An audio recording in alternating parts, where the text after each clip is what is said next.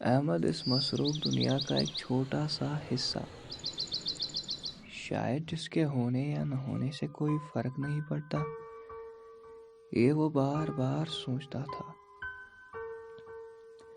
احمد کی آنکھیں آنسوؤں سے بھری ہوئی تھی، کیونکہ اس نے اپنے ایک قریبی انسان کو کھویا تھا۔ اپنے کمرے کی طرف جا رہا تھا، جیسے ہی اپنے کمرے میں پہنچا، ہاتھ میں ایک کاغذ اور قلم اٹھایا۔ لکھنے کی بہت کوشش کی، اپنے کمرے کی کھڑکی سے بار بار جھانک رہا تھا۔ آخر کار ایک لائن لکھ ڈالی، بلڈ، بلیٹ، بلاؤڈ۔ ان 3 حروف کی طرف دیکھنے لگا اور سوچ میں پڑا۔ اپنے بچھڑے ہوئے جگر کے ٹکڑے کا معصوم سا مسکراتا چہرہ ایک بار پھر سے سامنے آیا۔ اسی بیچ کاغذ کو مروڑ کر اسی چھوٹی سی کھڑکی سے پھینکا اور زار زار ہو کے رونے لگا۔ کچھ دیر کے لیے اپنے اس گپ اندھیرے کمرے میں ہی رہا۔ اب باہر آنے کی کوشش کی۔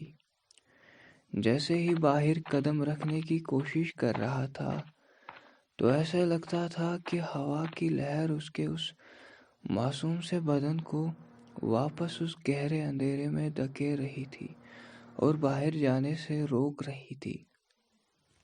جیسے ہی وہ باہر آیا تو اس کی نظر دور لوگوں کے ایک بڑے ہجوم پر پڑی اور اس کے چہرے پر ایک بار پھر سے اداسی چھا گئی۔ وہ دوڑتے اور روتے ہوئے اپنے کمرے کی طرف گیا، جسے وہ کمفرٹ زون کہتا تھا، پر حقیقت میں وہ اس کی اداسی اور غم کا سبب تھا، نہ کہ کمفرٹ زون تھا۔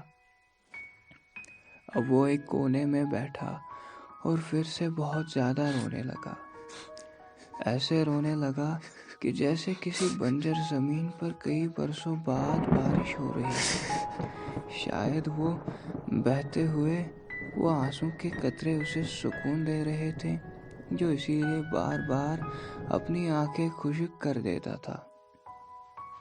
خود کو آرام پہنچانے کے لیے اب اپنے پسندیدہ گلوکار کے گانے سننے لگا، کتابیں پڑھنے لگا، شاعری سننے اور لکھنے لگا، پر کچھ نہیں ہوا۔ اپنی پسندیدہ جگہ پر گیا، سوچا وہاں آرام ملے گا، لیکن وہاں دور پہاڑوں پر نظر ٹکا کے رکھی اور پھر سے دور گئے بچھڑے ہوئے محبوب کی یاد آئی۔ راستے میں مسکراتے چہرے کے ساتھ لوگوں سے بات کرتا تھا، جو کہ اصل میں دل کے گہرے زخموں کا ایک پردہ تھا۔ یوں ہی آگے بڑھتا، اداسی چہرے پر صاف ظاہر ہوتی اور اپنے کمفرٹ زون میں واپس جانے کی جلدی میں رہتا تھا۔ آخر کار وہ ہوا جو اس نے کبھی سوچا بھی نہ تھا۔ اپنے کمرے میں رکھی اس پاک کتاب یعنی قرآن مقدس پر نظر پڑتی۔ اسی بیچ قریب کی مسجد سے اذان کے وہ پاک الفاظ گونج اٹھے۔ احمد نے کھڑکی سے دیکھا تو اس کی نظر کچھ لوگوں پر پڑی جو مسجد کی طرف نماز پڑھنے کے لیے جا رہے تھے، اور احمد کے دل میں بھی سجدے میں جھکنے کا خیال آیا۔ سوچا شاید انہی سجدوں میں اس کے غموں کی دوا ملے۔ یہی سوچتے سوچتے وہ مسجد کی طرف بڑھا اور وہاں نماز میں بھی بہت آنسو بہائے۔ جیسے ہی وہ باہر آیا تو اس کی نظر قریب ہی رکھے اس بینر پر پڑی جس پہ کچھ انمول الفاظ لکھے ہوئے تھے۔ احمد نے جو ہی وہ الفاظ پڑھے، اس کا چہرہ مسکان سے کھل اٹھا۔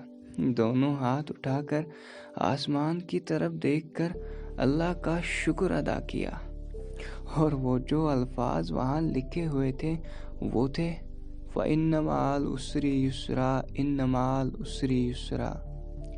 سو بے شک مشکل کے ساتھ آسانی بھی ہے، مشکل کے ساتھ آسانی بھی ہے۔